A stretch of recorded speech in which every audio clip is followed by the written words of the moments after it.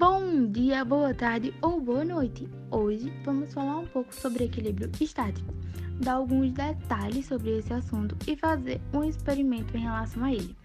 Pois bem, mas o que seria estática?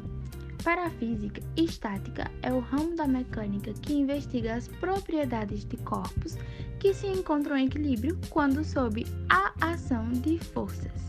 Um corpo, ele possui equilíbrio de maneira geral, quando as resultantes das forças que atuam nessa partícula é igual a zero.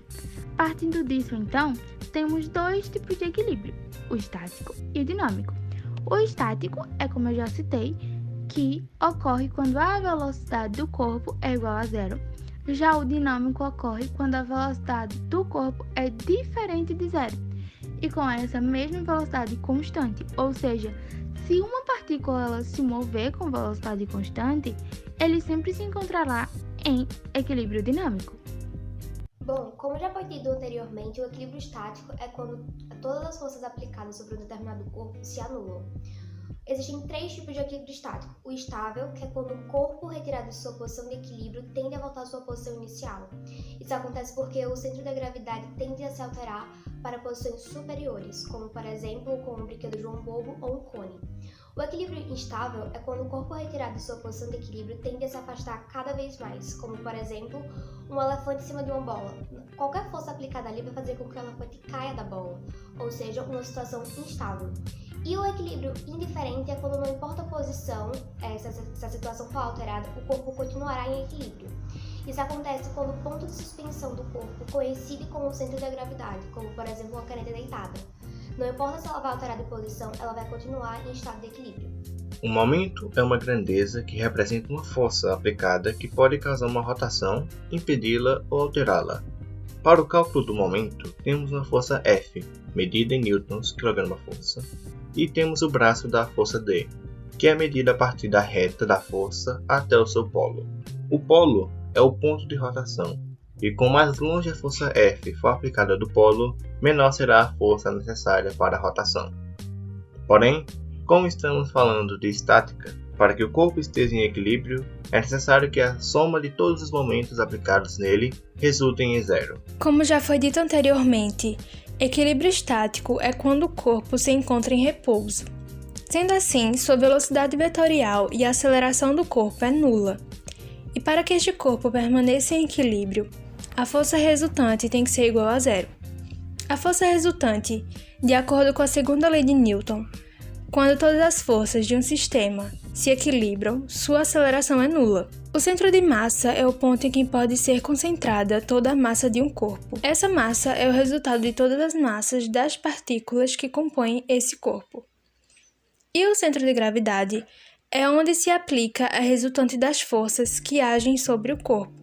É justamente onde a força de gravidade que atua no corpo está concentrada. A mecânica clássica teve seus conceitos desenvolvidos pelos cientistas Galileu Galilei, Isaac Newton e Johannes Kepler na Idade Moderna. Depois de anos e anos estudando a mecânica, desbravando suas forças e descobrindo como elas agiam, os estudiosos indagaram uma coisa: será que mesmo totalmente parado, um corpo não está sofrendo influência de nenhuma força? E para responder essa pergunta, os mesmos estudiosos se basearam bastante nos estudos de Isaac Newton e Galileu. Foi descoberto que quando um corpo está totalmente em repouso, ele está recebendo influência de todas as forças. Porém, para se manter em repouso, todas as forças equivalem ao mesmo valor, fazendo assim todas elas se anularem. Então esse corpo continuará em equilíbrio até que alguma dessas forças se torne mais forte sobre as outras.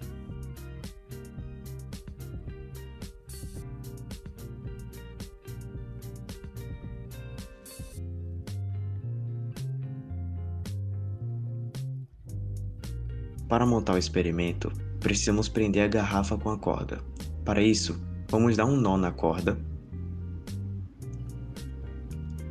Logo depois, mais um nó na boca da garrafa. Agora, vamos usar um peso para prender um dos palitos na borda da mesa e colocamos a corda nesse palito. Após isso, vamos usar os outros 2 palitos, colocando um na horizontal e outro na vertical, apoiando com o palito rente à mesa.